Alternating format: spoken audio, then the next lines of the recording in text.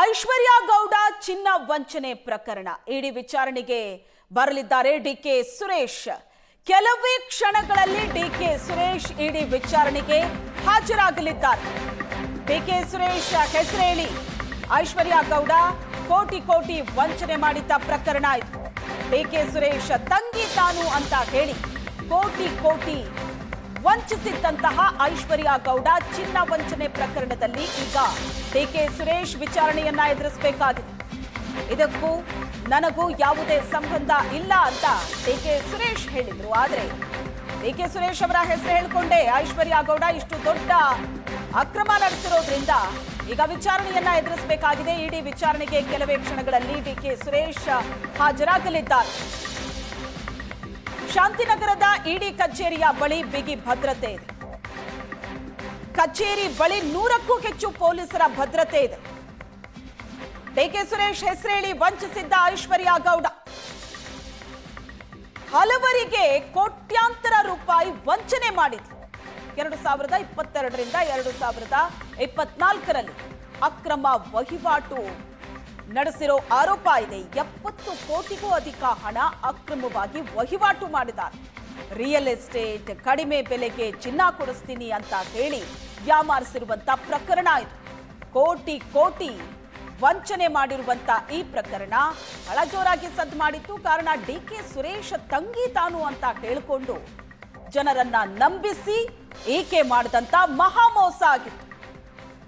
DK Suresh ಸೋದರಿ ಅಂತ ಹೇಳಿಕೊಂಡು ಹಲವರಿಗೆ ವಂಚನೆ ಮಾಡಿದ್ಲು ಐಶ್ವರ್ಯ ಗೌಡ. ಪ್ರಕರಣದಲ್ಲಿ ಬಂಧನ ಕೂಡ ಆಗಿತ್ತು. ಈಗ ಡಿಕೆ ಸುರೇಶ್ ವಿಚಾರಣೆ ಎದುರಿಸಬೇಕಾಗಿದೆ. ನಾನು ಇಡಿ ವಿಚಾರಣೆಗೆ ಹಾಜರಾಗ್ತೀನಿ. ಕೇಂದ್ರದ ಕೈಗೊಂಬೆಯಾಗಿ ವರ್ತನೆ ಸರಿಯಲ್ಲ. ಇಡಿ ವಿರುದ್ಧ ಡಿಕೆ ಸುರೇಶ್ ಕೆಂಡಾಮಂಡಲರಾದ್ರು. ಇಡಿ ಯಾಕೆ ನೋಟಿಸ್ ಕೊಟ್ಟರು ಗೊತ್ತಿಲ್ಲ. ಐಶ್ವರ್ಯಗೂ ನನಗೂ ಯಾವ ಸಂಬಂಧವೂ ಇಲ್ಲ. ಐಶ್ವರ್ಯ ಜೊತೆ ಯಾವುದೇ ವ್ಯವಹಾರ ಮಾಡಿಲ್ಲ ಅಂತ ಡಿಕೆ ಸುರೇಶ್ ಹೇಳಿದ್ದಾರೆ. ಆದ್ರೂ ಸಹ ಇಡಿ ಯಾಕೆ ನನಗೆ ನೋಟಿಸ್ ಕೊಡ್ತು ನನಗೆ ಗೊತ್ತಿಲ್ಲ. ವಿಚಾರಣೆಗಂತೂ ಹಾಜರಾಗ್ತೀನಿ ಅಂತ ಡಿಕೆ ಸುರೇಶ್ ಹೇಳಿದ್ರು. ವಿಷಯಕ್ಕೆ ಸಂಬಂಧ ಇಲ್ಲದೆ ಇರೋದು ಅಥವಾ ನನಗೆ ಕನೆಕ್ಟೆಡ್ ಇಲ್ಲದೆ ಇರುವಂತ ವಿಚಾರಗಳಿಗೆ ಯಾಕೆ ನೋಟಿಸ್ ಕೊಟ್ಟಿದ್ದಾರೆ ಅನ್ನೋದು ಕೂಡ ನನಗೆ ಅರ್ಥ ಆಗ್ತಾ ಇಲ್ಲ. ಯಾರೋ ಮೌಖಿಕವಾಗಿ ನನಗೆ ಸಹೋದರಿ ಅಂತ ಹೇಳಿ ಬೇರೆಯವರಿಗೆ ಮೋಸ ಮಾಡಿರೋದ್ರ ಬಗ್ಗೆ ನಾನೇನೇ ಪೊಲೀಸ್ ಕಮಿಷನರ್ಗೆ ದೂರು ಕೂಡ ಸಲ್ಲಿಕೆ ಮಾಡಿದ್ದೆ. ಅವ್ರು ಮಾಡಿರುವಂತ ವಂಚನೆ ಪ್ರಕರಣಕ್ಕೂ ನನಗೂ ಯಾವುದೇ ವಿಧವಾದಂತ ಸಂಬಂಧ ಆಗಲಿ ಅಥವಾ ಯಾವುದೇ ವಿಚಾರ ಇಲ್ಲ. ಸೊ ಹಾಗಾಗಿ ಇವರು ಯಾತಕ್ಕೆ ಕೊಟ್ಟಿದ್ದಾರೆ ಏನು ಅಂತ ಹೇಳಿ ಅಲ್ಲಿ ಹೋದ ಮೇಲೆ ಗೊತ್ತಾಗುತ್ತೆ. ವಿಚಾರಣೆಗೆ ಹಾಜರಾಗ್ತಾ ಇದ್ದೇನೆ.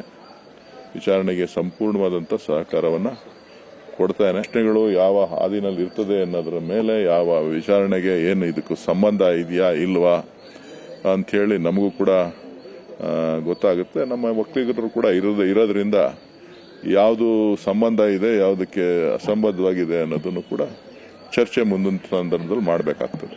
ಯಾವುದೇ ವಿಧವಾದಂಥ ಫೈನಾನ್ಷಿಯಲ್ ಟ್ರಾನ್ಸಾಕ್ಷನ್ಸ್ ಆಗಲಿ ಬೇರೆ ಏನೂ ಇಲ್ಲ.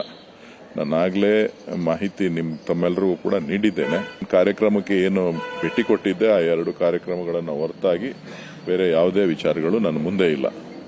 ಅವರು ನನ್ನನ್ನು 3-4 ಇನ್ನೇನು ಕೆಲವೇ ಹೊತ್ತಲ್ಲಿ ಶಾಂತಿನಗರದ ಇಡಿ ಕಚೇರಿಗೆ ಡಿಕೆ ಸುರೇಶ್ ವಿಚಾರಣೆಗೋಸ್ಕರ ಹಾಜರಾಗಲಿದ್ದಾರೆ. ಇಡಿ ಕಚೇರಿಯಿಂದಲೇ ನಮ್ಮ ಪ್ರತಿನಿಧಿ ಚೇತನ್ ಸಂಪರ್ಕದಲ್ಲಿದ್ದಾರೆ.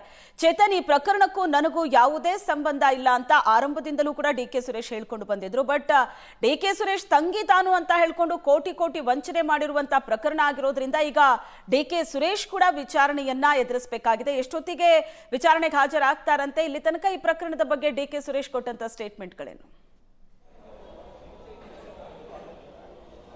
ಶ್ವೇತಾ, ಹೌದು. ಅಂದರೆ ಇನ್ನೇನೋ ಕೆಲವೇ ಕ್ಷಣಗಳಲ್ಲಿ ಡಿಕೆ ಸುರೇಶ್ ಇಡಿ ಕಚೇರಿಗೆ ವಿಚಾರಣೆಗೆ ಹಾಜರಾಗುವಂಥದ್ದು. ಅಂದರೆ ಮನೆ ಬಿಟ್ಟಿದ್ದಾರೆ, ಆನ್ ದ ವೇ ಇರುವಂಥದ್ದು. ಇನ್ನೇನೋ ಕೆಲವೇ ಕ್ಷಣಗಳಲ್ಲಿ ಏನು ಶಾಂತಿನಗರದಲ್ಲಿರುವಂತಹ ಇಡಿ ಕಚೇರಿ ಏನಿದೆ ಇಲ್ಲಿ ವಿಚಾರಣೆಗೆ ಹಾಜರಾಗುವಂಥದ್ದು. ಒಟ್ಟು 2022ರಿಂದ 2024 ತನಕವೂ ಕೂಡ 70 ಕೋಟಿ ಅವ್ಯವಹಾರವನ್ನು ಐಶ್ವರ್ಯ ಗೌಡ ಮಾಡಿರ್ತಾಳೆ. ಈ ಒಂದು ಪ್ರಕರಣದಲ್ಲಿ ಡಿಕೆ ಸುರೇಶ್ ಅವರ ಹೆಸರು ಕೂಡ ಕೇಳಿಬಂದಿರುವಂಥದ್ದು. ನಾನು ಅವ್ರ ತಂಗಿ ಅಂತ ಹೇಳ್ಕೊಂಡು ಈ ರೀತಿ ಏನು ಹಣವನ್ನು ವಂಚನೆಯನ್ನು ಮಾಡಿದ್ದಾಳೆ ಅನ್ನೋದ್ರ ಬಗ್ಗೆನೂ ಕೂಡ ಮಾಹಿತಿ ಇರುವಂಥದ್ದು. ಮತ್ತು ಇಡಿಗೂ ಕೂಡ ಒಂದಷ್ಟು ಅಂದರೆ ಇವರಿಬ್ಬರ ನಡುವೆ ನಡೆದಂತಹ ಒಂದಷ್ಟು ಕಾನ್ವರ್ಸೇಷನ್, ಹೀಗೆ ಒಂದಷ್ಟು ಎವಿಡೆನ್ಸ್ಗಳು ಏನು ಸಿಕ್ಕಿದೆ ಅದರ ಆಧಾರದ ಮೇಲೆ ಡಿ ಕೆ ಸುರೇಶ್ ಅವರನ್ನು ಇವತ್ತು ವಿಚಾರಣೆಗೆ ಕರೆದಿರುವಂಥದ್ದು. ಅಂದರೆ ಜೂನ್ 19ನೇ ತಾರೀಕೆ ವಿಚಾರಣೆಗೆ ಕರೆದಿದ್ರು, ವಿಚಾರಣೆಗೆ ಬರಬೇಕು ಅಂತ ನೋಟಿಸನ್ನು ಕೂಡ ಇಡಿ ಕೊಟ್ಟಿತ್ತು. ಆದರೆ ಜೂನ್ 19ಕ್ಕೆ ಬರೋದಕ್ಕಾಗಲ್ಲ, ಜೂನ್ 23ಕ್ಕೆ ಬರ್ತೀನಿ ಅಂತ ಅಂದ್ಬಿಟ್ಟು ಸ್ವತಃ ಡಿ ಕೆ ಸುರೇಶ್ ಹೇಳಿದ್ರು. ಹೀಗಾಗಿ ಇವತ್ತು 11 ಗಂಟೆಗೆ ವಿಚಾರಣೆಗೆ ಹಾಜರಾಗುವಂಥದ್ದು. ಅಂದರೆ ಹೀಗಾಗಿನೇ ಇಲ್ಲಿ ಯಾವ ರೀತಿ ಒಂದು ವ್ಯವಸ್ಥೆಯನ್ನು ಮಾಡಿಕೊಳ್ಳಲಾಗಿದೆ ಅನ್ನೋದನ್ನು ನಮ್ಮ ಕ್ಯಾಮ್ರಾ ಪರ್ಸನ್ ನವೀನ್ ಪೂಜಾರಿ ತೋರಿಸ್ತಾರೆ.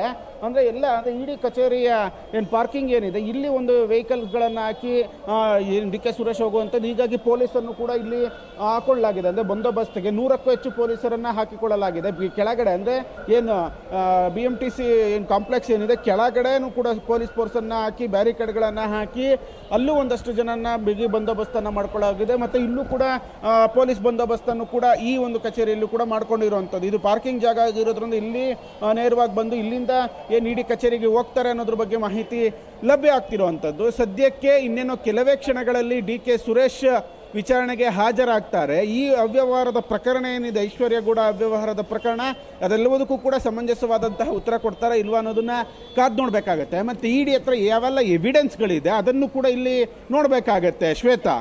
ಓಕೆ ಚೇತನ್, ಈಗ ಡಿ ಕೆ ಸುರೇಶ್ ಈ ಪ್ರಕರಣದಲ್ಲಿ ವಿಚಾರಣೆಯನ್ನ ಎದುರಿಸಬೇಕಾಗಿದೆ. ಬಟ್ ಡಿ ಕೆ ಸುರೇಶ್ ಹೇಳ್ತಾ ಇರೋದು ನನಗೂ ಇದಕ್ಕೂ ಸಂಬಂಧವೇ ಇಲ್ಲ ಈ ಪ್ರಕರಣಕ್ಕೆ ಅಂದಮೇಲೆ ನನ್ನನ್ನು ಯಾಕೆ ಕರೆದ್ರೋ ಗೊತ್ತಿಲ್ಲ ನೋಟಿಸ್ ಕೊಟ್ಟು ಅಂತ ಹೇಳ್ತಾ ಇದ್ದಾರೆ. ಸೊ ಹಾಗಾಗಿ ಇದೊಂದು ಫಾರ್ಮಾಲಿಟಿ ಆಗಿರುತ್ತಾ, ನನಗೂ ಇದಕ್ಕೂ ಸಂಬಂಧ ಇಲ್ಲ ಅಂದ ಮಾತ್ರಕ್ಕೆ ಈ ಪ್ರಕರಣದಲ್ಲಿ ಡಿ ಕೆ ಸುರೇಶ್ ಅವರನ್ನ ಹಾಗೆ ಬಿಡೋದಕ್ಕೂ ಆಗಲ್ಲ ಅನ್ನುವಂತಹ ವಿಷಯ ಏನಾದರೂ ಇದೆಯಾ ಇದರಲ್ಲಿ?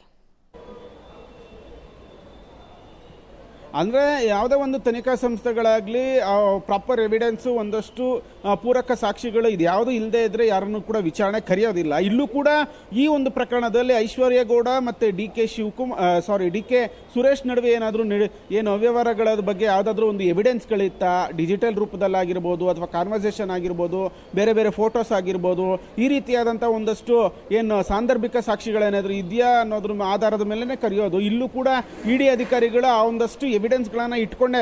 ಅಂದರೆ ಅದರಲ್ಲೂ ಕೂಡ ಡಿ ಕೆ ಸುರೇಶ್ ಒಬ್ಬ ಪ್ರಭಾವಿ ಆಗಿರೋದ್ರಿಂದ ಅವರನ್ನು ಸುಮ್ಮನೆ ಏಕಾಏಕಿ ಕರೆದು ನೋಟಿಸ್ ಕೊಟ್ಟು ವಿಚಾರಣೆ ಮಾಡಿ ಕಳಿಸೋದಕ್ಕೆಲ್ಲ ಆಗಲ್ಲ. ವಿತ್ ಎವಿಡೆನ್ಸ್ನ ಇಡಬೇಕಾಗತ್ತೆ ಅವ್ರ ಮುಂದೆ.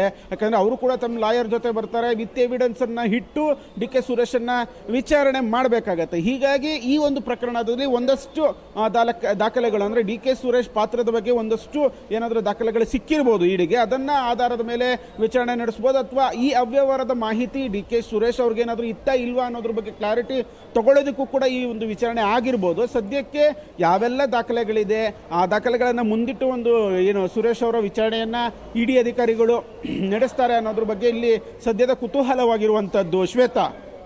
ಓಕೆ, ಥ್ಯಾಂಕ್ ಯು ಚೇತನ್ ನಿಮ್ಮೆಲ್ಲ ಡೀಟೇಲ್ಸ್ಗೆ.